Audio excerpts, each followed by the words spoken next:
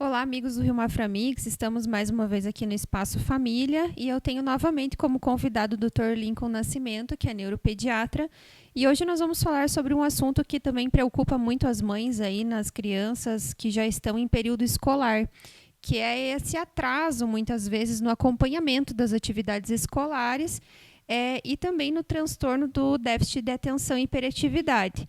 Então, eu gostaria que o Dr. Lincoln esclarecesse para a gente qual é a diferença, quando que a gente considera, nós sabemos que, claro, que dentro de uma turminha de 20, 30 alunos, né, Dr. Lincoln, sempre tem aqueles alunos que acabam se sobressaindo, tem os alunos que acompanham na medida do possível e sempre tem aqueles alunos que têm um pouquinho mais de dificuldade. Sim. Então, quando que a gente se preocupa, quando que a gente pensa num diagnóstico de transtorno de hiperatividade, por exemplo, eu gostaria que você Uhum. esclarecesse um pouquinho aí para as mamães.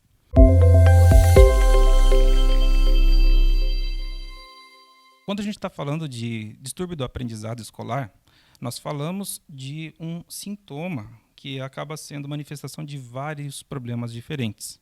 A gente pode ter uma criança que está tendo um desempenho escolar prejudicado por causa do transtorno de déficit de atenção e hiperatividade, porque está com um transtorno de ansiedade ou porque tem um comportamento opositor.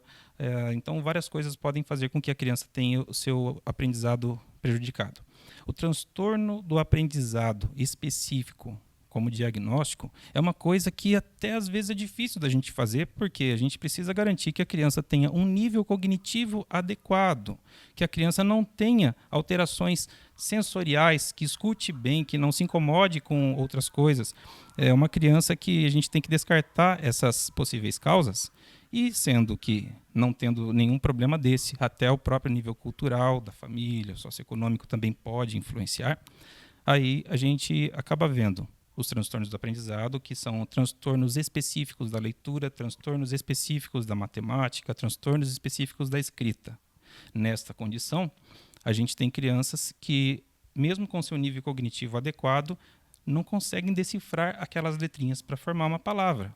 Ou não consegue fazer a quantificação correta daquelas coisas, adivinhar se tem mais palitinhos aqui do que ali, o que é maior, o que é menor. Isso tudo é uma coisa que deveria acontecer na época certa, na criança que tem um nível cognitivo adequado, e nessa forma a gente acaba tendo dificuldades. O duro desses transtornos específicos do aprendizado é que a gente ainda não teve uma etiologia, uma causa bem definida. Ainda se desconfia que tem alguma relação com genética, mas é uma coisa que, até por essa situação de dificuldade de saber de onde vem, não tem um tratamento específico que não seja a terapia, o pessoal da escola fornecer uma diferenciação, o acompanhamento psicopedagógico.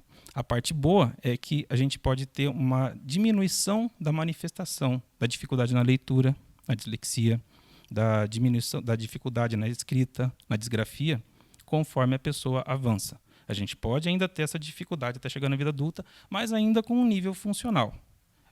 Nesse tipo de situação, bem colocado, Michele, que a gente pode ter pessoas que às vezes têm uma dificuldade leve ao se escrever e ler, ou seja, está ali no fim do terceiro ano e até consegue com dificuldade, e tem aquela pessoa que está com 12, 13 anos de idade lá no sexto ano que ainda não consegue fazer nem a leitura mais básica. Então, a gente pode diferenciar para cada caso o tratamento. Dentro das causas que não são só essa parte específica do transtorno de aprendizado, como a gente falou, temos o transtorno de déficit de atenção e hiperatividade como principal causadora de uma dificuldade do aprendizado. Nessa condição, nós temos já alterações específicas, onde a criança tem uma dificuldade muito grande no funcionamento executivo do seu cérebro, né? Funções executivas são aquelas habilidades de planejamento, de execução de uma tarefa, de conferência se você está fazendo certo. Altera-se a memorização, né? Então, nós temos crianças que têm uma incidência maior da hiperatividade, uma incidência maior do déficit de atenção, mas, de uma maneira geral, você melhorando uma coisa, você consegue também melhorar outra. Tá?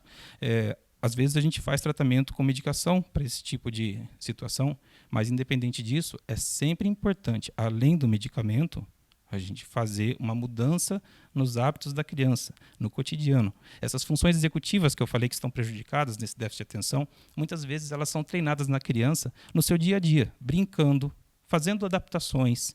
improvisando quando não tem aquela espada e ele faz um bastão, fazendo que é uma espada, fazendo aquele joguinho do Uno, onde você tem que combinar a cor com a cor, a letra com a letra. Isso são coisas que a criança no dia a dia faz enquanto brinca e que já treina a atenção, a concentração, o improviso. Tá? Não é o tratamento para o TDAH, mas já faz muita diferença. É isso aí. Então, mais uma vez, o que a gente quer reforçar aqui é que as mães nunca façam o diagnóstico sozinhas nos seus filhos, né? Que sempre que percebam alguma alteração ou que tenham dúvida, não sabe se é, se não é, se tem características, se não tem, se isso realmente é uma dificuldade, se não é, que procurem ajuda médica para que façam esse diagnóstico de maneira correta e façam o tratamento o quão mais precoce possível, melhor para o desenvolvimento dessa criança. Muito obrigada, Dr. Lincoln. Até o próximo vídeo. Espero que tenham gostado e um abraço a todos vocês. Obrigado. Até logo.